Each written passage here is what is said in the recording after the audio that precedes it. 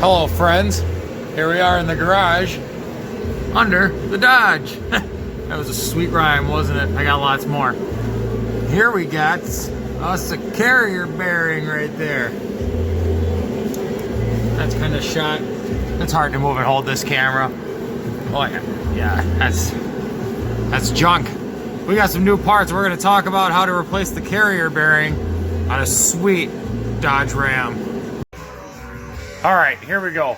First, we're going to take the drive shaft off the rear differential, also known as the rear end. You got a big man truck, it's nice too, because you don't need a jack. The jacks are for sissies. So, where we're going... Oh, hang on, let me flip her around. You stay tuned.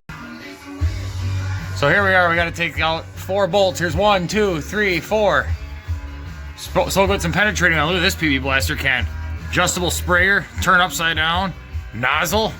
Thing's got more options on it than just about any assault rifle you can buy on the market these days. All right, people, right on there. 15 millimeter on those back bolts. Get yourself a cheater bar, because we know nobody in their right mind is man enough to just do this with the damn wrench without a cheater bar. You know, so try to be a hero. All right, remember too, check those wheels, because when you take the drive shaft off the rear end, you're gonna have a free rear end. It will roll. Not much in this world is free anymore, but that sure would be. Right on. After a little bit of time, we've gotten those loose. Not bad. Made a mess with that PB blaster though. That shit really squirts out of the can fast. So now, we gotta get these ones out, which are kind of like super really rusty. But you know, hopefully these new parts I got, they'll hold up to the 8,000 horsepower this thing's putting out. Pretty much close to the same power as a spaceship. Alright friends. We know how I like Craigslist. Bought this bandsaw, not free. I know, hard to believe out of me. But for 50 bucks, great buy, used once. It's gonna get used twice. This daggum bracket's so corroded on that we're gonna make a little snip here and a snip there. Just drop this shaft and we're gonna cut the rest of that bracket off, put some fresh bolts in there. Call it a day on at least getting this out. And then I'll show you guys my shaft outside of my truck. Well, friends, we got her. And it wasn't just me, it was you, the viewers, too. We did it together. So, got some new U-joints. Got 1, 2, 3 figures since this turd's already out of there. May as well do that. There's part of that carrier bearing. Yeah, there's a chunk. I just cut that thing out. I'll get that bracket off later. It's a lot easier without this in the way.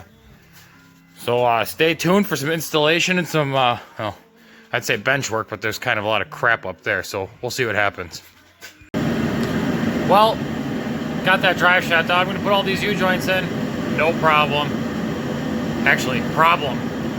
Parts store sent me the wrong carrier bearing and 3 wrong U-joints. So I found out there's a drive shaft company right across the street, like a mile up the road from my house. How much you guys want to put this in? I get telling me 225 bucks to rebuild it. Holy cow.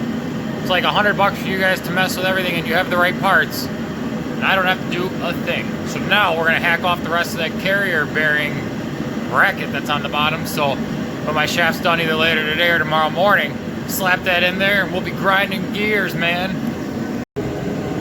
Here we are. Really excited to cut these 2 stupid bolts off so I can just put some new ones in. Right next to our friend, the old 36-gallon gas tank. It's my favorite, putting sparks right next to that. I got this kid-approved colored-on piece of cardboard, though. We'll just, yeah, look at that. Fire protection, instant. Keep that in mind at home, kids. Well, nothing to it. Yeah. Hack that little thing off. That other thing came off in pieces, the rest of the bracket. This came off, so I suggest any of you doing this at home, just plan on cutting them bolts out. I used that portable bandsaw because I couldn't get the grinder in there, which took somewhat of the explosion potential excitement away, but hey, she's off. Don't forget to put a bag over it, you know what I mean, over the end of that transfer case. You don't want to get dirt and grit in there, otherwise you're going to have yourself all kinds of problems, and you're going to have a lot more fun than I did doing the rest of this. Alright, party people. Different day, same project. We're going to put this back in. Now, I just took this in, got 3 U-joints put in, and that carrier bearing installed. They charged me $100 labor to put it in at MSI. They didn't pay me to say that, but they did a good job, did it in a day for me. Pretty sweet. And they had the U-joints in stock, which were about $60 a piece, which is fine because, you know, it's a pretty monster truck, you know. I mean, this ain't no Toyota or Honda Ridgeline or none of that junk. But don't buy your parts online, especially from a store. I can't say because it's probably YouTube slander, but it rhymes with Advanced Auto Farts.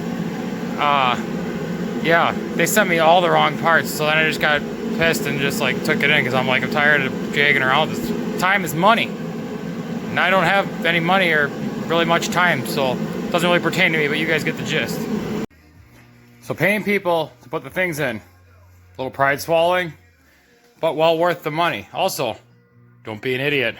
Cleaning up the garage the other day, look what was behind me. A creeper. Here I've been crawling on the ground for you viewers at home when I didn't even have to. Don't be stupid. Use a creeper. Alright. After nearly pooping my pants trying to lift this up there myself, even with this jack and this nice piece of firewood, we got the 2 splines together. Right in here where the carrier bearing goes for your replacement. Slid into the transfer case. This is keywayed. This is an 03 Ram. This is keywayed. So if you put it together, don't look at it like a monkey doing a math problem for too long. Just figure out where the keyway goes. And there's 2 splines that are knocked out, and it sleeves into the adjacent piece.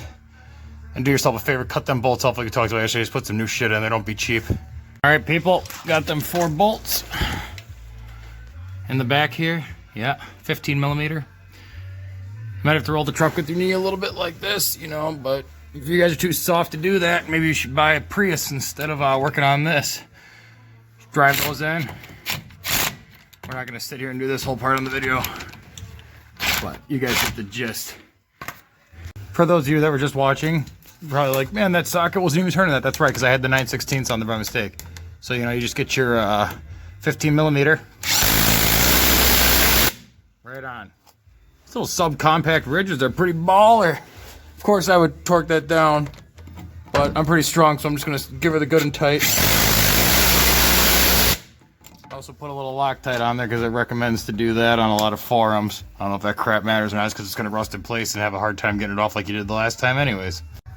Alright, so we got first piece, second piece of drive shaft, carrier bearing, 3 new U-joints, all installed by yours truly. Well, except, like, I'll put back in. But this was all sloppy before. This is how that should be. Nice and tight. That rubber does give way a little bit for some adjustment, I guess, but it shouldn't be all sloppy, so we'll take her for a test drive here and see if this thing can handle. I mean, I got the bigger U-joints, you know, so probably should handle like 3,000-4,000 horse easy. I don't know if I'll put all 8 down on it today, the first day. Well, so far, the test drive's going good. I mean, we made it out of the garage. That's pretty legit. All right, looks like that's all on there fairly good. Let's take her for a run. Well, she rolls a lot smoother than she used to. It's pretty wicked now. Me and my Herman Munster shifter, we're rolling smooth. Gears are shifting better. Man, you can hardly even tell she's a stick shift, except for the fact she sounds like a rockin' ass dump truck. Woo! Well, friends, it's come to an end again. I know you're upset, but I'm sure there'll be more crap to fall off that thing while I own it, because that's just how cars work. You know, if it's got, well, you know, if it's got, you know what's or wheels, you're gonna have problems. It's pretty much true. Pretty much true. Now I got this massive mess to clean up, but if you got a Dodge with that vibration on the highway, letting off the gas, the vibration at 50, I read on all them forums, oh, it's your transfer case, it's your transmission, it's this, it's that. Bull honky. It's some U-joints and a carrier bearing. Just replace it. A couple $100 is the cheapest thing you're going to start with. It's a lot better than buying a transfer case. Now with this angelic glow above my head from my garage opener with no light bulb cover, I must say goodbye. Goodbye, friends.